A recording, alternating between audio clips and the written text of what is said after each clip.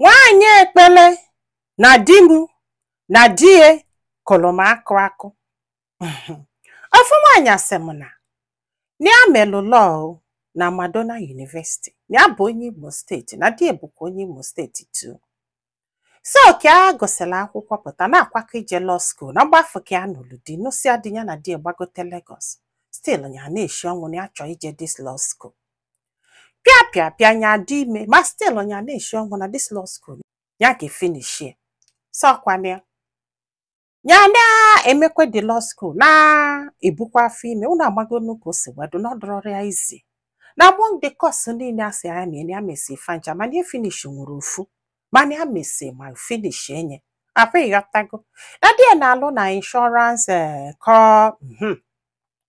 so ka mụsịla nwa nke izizi pịa die lose ọlịa mana anya gwa na ọ na-abụ ya mụsịa nwa na o nwere nsogbu ya na-enwe ịghọtago mgbe ụfọdụ ịmagolife ụmụ nwaanyị na-pass through na ụfọdụ na-need ime opere iji wee correct ya mana ife bụzi nsogbu bụ na since di lose ọlịa na o bugodo ụzọ gba nkịtị na-anọ n'ụlọ nwere ife ọ na-alụ ya na-ekwu obulu kọmputa si ụzọ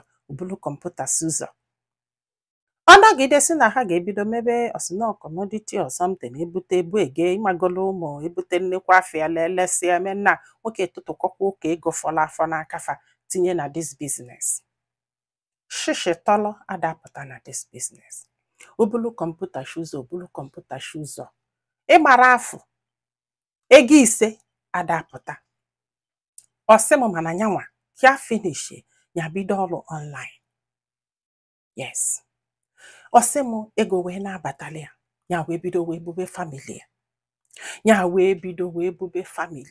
ya wee bido na-enyefa nni o ma akwa o ma ụgwọ ụlọ egbogo egbedele egbede nọ n'isi ya wee wele aka nne na yo this man do something cha ọkọlụgbogo ọkọlụgbede asịbụ na akwa ya na ọlụ one Christmas ya wee na ụlọ wee nalụ wee nọsịa ma bịa gwesịa na ọ ga-emekwe ndị sọpụrụ before wee chegebe azụ. Ọsị m na ihe a niile ya na-agwa m obi ịkwụ ụgwọ ụlọ ma igbogo ma ịgbede na parents ya si etu bulie n'isi ya yọlụfe ego gbogo ya yọlụfe ego gbede mgbe ọbụla ya nwere ike ime nwuzi ọ ịghọtago fa na support ya ya wee mebe dị ọpịrị wee mesie nye ya nọ 7 days n'ụlọ ọgwụ ka ya bata na o mere 3 days ya bata di ya wee kpọọ ya na phone wee sị ya na landlord sịkwa na ọ ga-atọpụrụ ha ife n'ilo ma ọ bụrụ na fa akwụrụ ụgwọ ụlọ na ife onye debe ebe bụ ọsịnọ 2 months plus ọ bụrụ na fa akwụrụ ụgwọ ụlọ tọpụrụ ha ife ọsị m ya wee sị nwoke imekwanụ gị na ọsị a na o nwere na o nwekwa ife a ga-eme na ọ ma na ejiri ego na ọ ma na ịnwere nna ọsị m nne ya wee kwado bulu afọ agwara ya ka anaba parents ajụ fa ajụ ya ajụ o sịfa na o nwere na ihe okwu kịta na okwusigo ya wee gbalọsọ wee naba wee nalụ wee bido wee chọba ọlụ ma n'elu ma na o nwere ife ya arụlọ ya ife ọbụla asị ya enye ego ya ebido na-alụ ya wee nwee ike wee gbaghalị ya wee nweta ego wee kwụọ landlord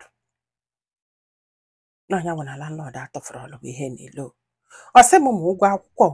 ma nne ya na-eli o everything ọsị m na parents ya nyegideli ego ifele na-eme die na-akwụgharị ọkọlụgbogo ọkọlụgbede ọsị m nne na nwaanyị apụtala ife anyị atasịala afụfụ na ya mọrọ na-etu ka na mgbe ya nọ Madonna University na-agụ akwụkwọ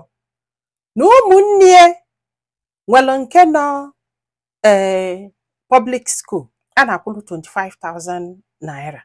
na ụgwọ akwụkwọ mana papa ya na-akwụrụ ya 350k then na Madonna. Unu ma how expensive Madonna dị na onye gwa ya na ụdị ndụ ya na-achị kọla anya ihe a ka a ga-abanye na ya ma nkwe na ya ga-asị onye afọ na o nwere ife na-eme ya n'isi ọsị m nna ọkwa ya this man jụ na o nwere ife a ga-eme just nọ na-enye si excuse na si ife ọ na-eme wolisie n'abalị ịmaghị nye ibọn gị osele ibọn gị ka a na-akọla anyị ihe a kịta na faji ụmụ na-ese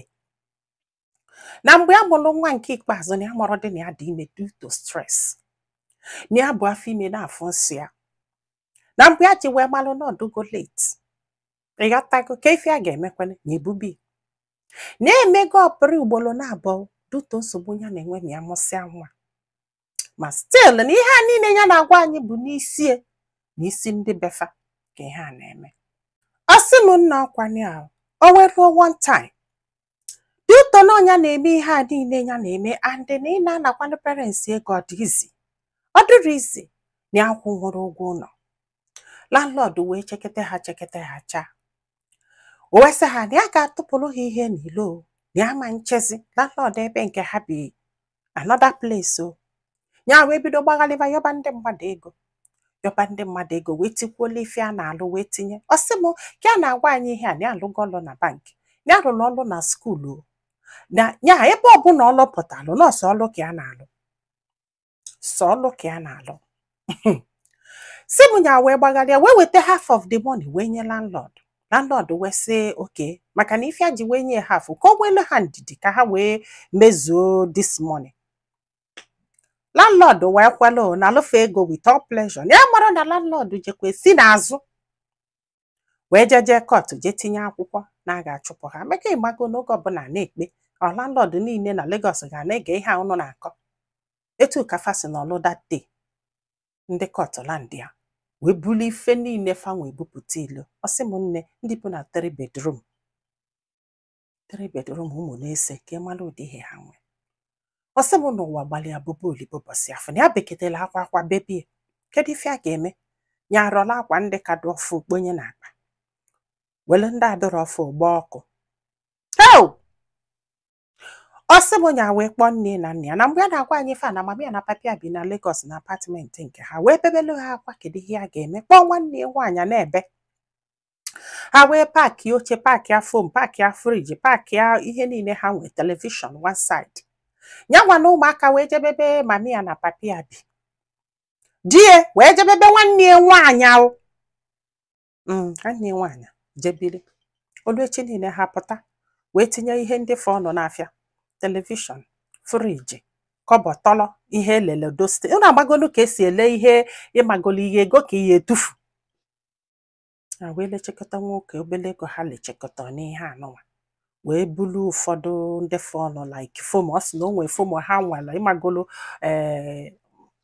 waterproof foam nọ ndị afọ ka ekwere ole ife niile fa nwere ma fridge everything ka ị ga-ebukwana ngwongwo banye ebe onye bụ nke just to try to accommodate gị for few months. Ọ sị bụ nne na ọkwanye ya ọnya wee na be nne ya which is ebe papa ha rental apartment wee bili di ebili na nke nwanne ya nwaanyị ha na-afụzi onwe fa n'ebe a ka ha nọgidelu papia na mamia wee decide ya